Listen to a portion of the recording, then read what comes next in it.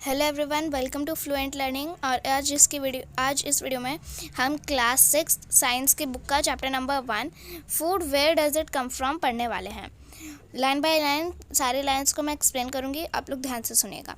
तो इस चैप्टर की हेडिंग से ही हमें पता चल रहा है कि फूड के बारे में हम इस चैप्टर में पढ़ने वाला है। और हम ये भी पढ़ने वाले हैं कि जो हम खाते हैं, जो फूड हम खाते हैं वो किधर से हमें मिलता है। जैसे आप चपाती खाते हो तो मतलब रोटी जो आप खाते हो तो रोटी की ऐसी कहीं से भी आ जाती है, तो रोटी कहीं से तो आती होगी, रोटी किसी ना किसी चीज़ से तो बनती होगी, और वो चीज़ किधर रुकती है। तो हम ये सारी चीज़ें इस चैप्टर में कवर करने वाले हैं। ओके, तो इंट्रोडक्शन से हम स्टार्ट करते हैं। पहले इधर लिखा है कि आपने आज खाने में क्या खाया। आप अपने फ्रेंड से पूछो कि आज उसने क्या खाया, और फिर आप ये कंपेयर करो कि क्या आपने जो खाना कल खाया था और जो आज खाना आप खा रहे हो, तो उसमें क्या कोई वो क्या डिफरेंट तरीके के खाने हैं, या फिर वो दोनों सेम काइंड ऑफ फूड है। मतलब क्या वो डिफरेंट तरह के खाने हैं या फिर वो दोनों सेम ही है। ठीक है, तो ये आपको कंपैरिजन करना है। फिर इधर लिखा है कि हम लोग we all eat different kinds of food at different times, isn't it. मतलब ये आपसे पूछ रहे हैं कि हम मतलब हम तरह तरीके के खाना खाते हैं, मतलब बहुत सारे तरीके के खाना खाते हैं, बहुत वैरायटी ऑफ खाना खाते हैं, पर हम मतलब टाइम के साथ साथ हम अपना खाना भी चेंज करते हैं। जैसे जब आप घर पे होते हो तो घर पे आप सिंपल खाना खाना प्रेफर करते हो, या फिर जब आपका पेट भरा हुआ है तो आप थोड़ा कम लाइट खाना पसंद करते हो कि आप कोई जैसे थोड़े से चावल खा लिए तो वैसे। पर जब आपको ज़्यादा भूख लगी है तो आप ज़्यादा जैसे आपको रोटी सब्जी से ही आपका पेट भरेगा। तो ऐसे आपको डिफरेंट टाइम पर डिफरेंट तरीके का खाना चाहिए होता है। ओके, और ये सारी हमारी बॉडी के लिए इम्पॉर्टेंट होता है। अब इधर एक्टिविटी 1 में आपको दिया हुआ है कि अपने फ्रेंड से पूछो कि उन्होंने क्या क्या खाया, मतलब वो एक दिन में क्या खाना पसंद करेंगे, कौन से फूड आइटम्स उन्हें एक दिन में खाना पसंद करेंगे वो। इधर आपको अपने नेम फ्रेंड्स का या फिर स्टूडेंट्स का नेम लिखना है, और यहाँ पे कौन सा वो खाना पसंद करेंगे वो लिखना है। अब आप ये भी ध्यान दो कि अगर आप अपने किसी तमिलनाडु या दूसरे स्टेट के फ्रेंड से अगर वो करो कि वो क्या खाना पसंद करेंगे, तो कोई अगर आपका तमिलनाडु से है फ्रेंड तो वो क्या पसंद करेगा, वो ज़्यादा प्रेफर करेगा इडली सांभर। ठीक है, तो इडली सांभर वो खाना ज़्यादा प्रेफर करेंगे। वहीं अगर आप किसी अपने बंगाल के फ्रेंड या बंगाल के जानने वालों को पूछो तो वो क्या बोलेंगे, वो फ़िश खाना ज़्यादा प्रेफर करेंगे। तो ऐसे डिफरेंट स्टेट्स जो हैं, स्टेट्स डिपेंड करते हैं। जैसे बंगाल है तो बंगाल में ज़्यादा फ़िशिंग करी जाती है, तो वहाँ पे फ़िश की जो क्वांटिटी है वो ज़्यादा है, तो वहाँ के ज़्यादातर लोग जो हैं फ़िश खाते हैं। ठीक है, तो ऐसे स्टेट्स के ऊपर खाना भी डिपेंड करता है। ठीक है, जैसे आप कभी इडली सांभर सुनो तो आपके दिमाग में सीधा तमिलनाडु आता है, तो ऐसे ही, या फिर किसी दूसरी साउथ इंडियन स्टेट आती है। तो ऐसे स्टेट्स जो हैं जहाँ पे वो ज़्यादा चीज़ उगाई या फिर पाई जाती है, तो वही लोग खाना प्रेफर करते हैं। There seems to be so much variety in the food that we eat. What are these food items made of? हम इतनी सारी वैरायटी ऑफ खाना खाते हैं, इतनी सारी तरीके के खाना खाते हैं, तो ये फूड आइटम्स जो हैं बनती किससे हैं। जैसे आप चावल राइस के बारे में सोचो, ठीक है, जो आप घर पे पका के खाते हो। We take raw rice and boil it in water. हम कच्चा चावल लेते हैं, आप कच्चा चावल तो खा नहीं सकते ऑब्वियसली, तो हम क्या करते हैं, पहले उस राइस को, जो रॉ राइस होता है उसे बॉईल करते हैं। बॉईल करने के बाद जब वो सॉफ्ट हो जाता है तो हम ऐसा राइस खा सकते हैं जो सॉफ्ट राइस होता है, क्योंकि जो रॉ राइस होता है वो हार्ड होता है, आसानी से चबाया नहीं जा सकता। पर जब उसे बॉईल कर लेते हैं तो वो सॉफ्ट बन जाता है और हम उसको ईजिली च्यू कर सकते हैं। Just two material or ingredients are needed to prepare a dish of boiled rice। मतलब आपको क्या चाहिए होता है, बस 2 चीज़ें चाहिए होती हैं, 2 मटेरियल्स, या फिर हम उनसे इंग्रेडिएंट्स कह सकते हैं। इंग्रेडिएंट्स क्या होते हैं, इंग्रेडिएंट्स वो चीज़ें होती हैं जो खाना बनाने में, कोई डिश प्रिपेयर करने में यूज़ होता है। ठीक है, जैसे आपने चावल को बॉईल किया, राइस बॉईल किया आपने, तो राइस को बॉईल करने के लिए आपको क्या चाहिए हुआ, आपको पानी चाहिए हुआ, वाटर चाहिए हुआ। ठीक है, तो ऐसे ही, तो ये उसका इंग्रेडिएंट हो गया कि वाटर को बॉईल करने, राइस को बॉईल करने के लिए वाटर चाहिए हमें। ठीक है, तो आपको बस 2 चीज़ें चाहिए थी रॉ राइस को बॉईल करने के लिए। ठीक है, आपको रॉ राइस चाहिए था और वाटर चाहिए था, तो ये बस 2 मटेरियल या फिर 2 इंग्रेडिएंट्स आपको चाहिए थे ताकि आप एक डिश बना सको बॉइल्ड राइस से। ठीक है, अगर आपको उसमें मसाले वगैरह डालने हैं तो स्पाइसेस भी उन इंग्रेडिएंट्स में ऐड हो जाएंगे। ठीक है, on the other hand some food items are made with many ingredients. To prepare vegetable curry we need different kinds of vegetable, salt, spices, oil and so on. मतलब जैसे rice को boil करने के लिए हमें बस 2 इंग्रेडिएंट्स चाहिए थे, 2 मटेरियल चाहिए थे, वहीं अगर हम दूसरी तरफ देखें, ऑन दी अदर हैंड मतलब दूसरी तरफ अगर हम देखें, तो कुछ फूड आइटम्स जो हैं उनको बनाने के लिए, कुछ डिशेस जो हैं उनको बनाने के लिए बहुत से इंग्रेडिएंट्स चाहिए होते हैं, ठीक है। सपोज़ आप ले लो वेजिटेबल करी बनाने के लिए आपको क्या चाहिए होता है, बहुत सारी तरह तरीके की वेजिटेबल्स चाहिए होती हैं, नमक चाहिए होता है, स्पाइसेस चाहिए होती हैं, ऑयल चाहिए होता है और बहुत से और चीज़ें भी चाहिए होती हैं, ओके। तो ऐसे ही इंग्रेडिएंट्स जो है डिपेंड करता है कि आप किस तरीके का खाना बना रहे हो। अगर कोई ज़्यादा सिंपल या फिर नहीं, अगर कोई ज़्यादा कॉम्प्लेक्स खाना है उसमें ज़्यादा इंग्रेडिएंट्स चाहिए होंगे, वहीं अगर कुछ कम खाना है तो आपको कम वो चाहिए होंगे इंग्रेडिएंट्स। अभी देखो आप ये टेबल देखोगे अगर, तो रोटी या चपाती बनाने में आपको आटा और पानी चाहिए होता है, बस ओनली आटा एंड वाटर।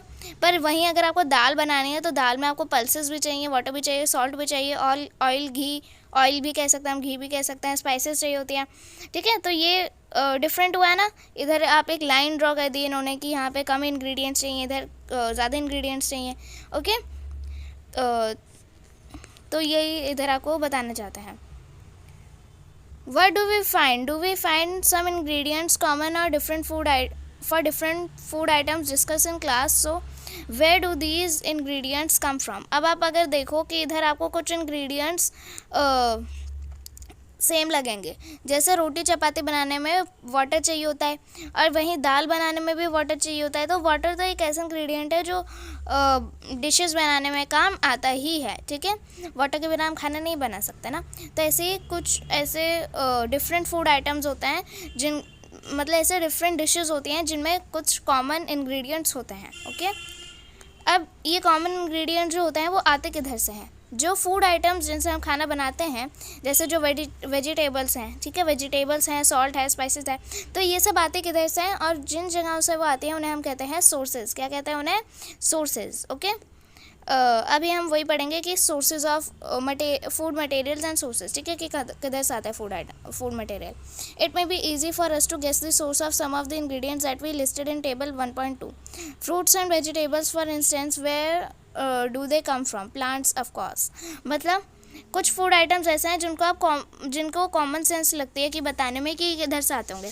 सपोज ये जो टेबल 1.2 हमने अभी इंग्रेडिएंट्स का पढ़ा था, तो इसमें जैसे वेजिटेबल्स लिखी थी, तो वेजिटेबल्स लिखी थी उसमें, तो वेजिटेबल्स तो हमें मालूम है कि किधर से आती हैं, प्लांट से, ऑफ कोर्स, ठीक है, प्लांट से ही आती हैं। What are the sources of rice और वीट? अब आप बताओ कि राइस और वीट का जो सोर्स है वो क्या है? हमें राइस और वीट किधर से मिलता है? वीट से तो आटा बनता है और आटे से चपाती बनती है, तो हमें राइस और वीट किधर से मिलता है?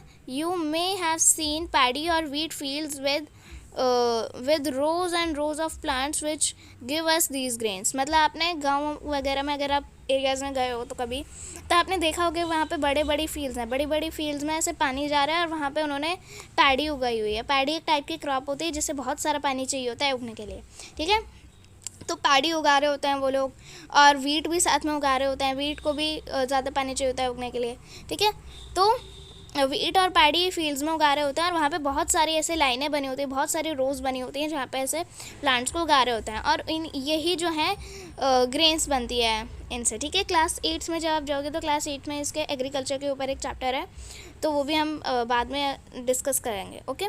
तो उसमें ऐसे लिखा है कि पहले क्या करते हैं हम, पहले सॉइल को प्रिपेयर करते हैं, ठीक है, फिर उसके बाद हम जब सारी क्रॉप्स वगैरह उग जाती है उनको प्रोटेक्ट करने के बाद फिर जब वो पूरी तरीके से उग जाती हैं तो हम उनका हार्वेस्ट कर देते हैं, मतलब उन्हें कट कर देते हैं, फिर उन्हें कलेक्ट करते हैं और स्टोर कर देते हैं चेम्बर्स में, ठीक है, जहाँ पे उनको ऐसी कंडीशंस दी जाती हैं कि वो ख़राब ना हो, ठीक है। हाँ, तो इन्हीं चीज़ों से हमें फिर ग्रेन्स मिलती है। जो क्रॉप्स फार्मर्स जो उगाते हैं ना फील्ड्स में, तो हमें वहीं से ये ग्रेन्स मिलती हैं और हम उन्हें खाते हैं पकाकर।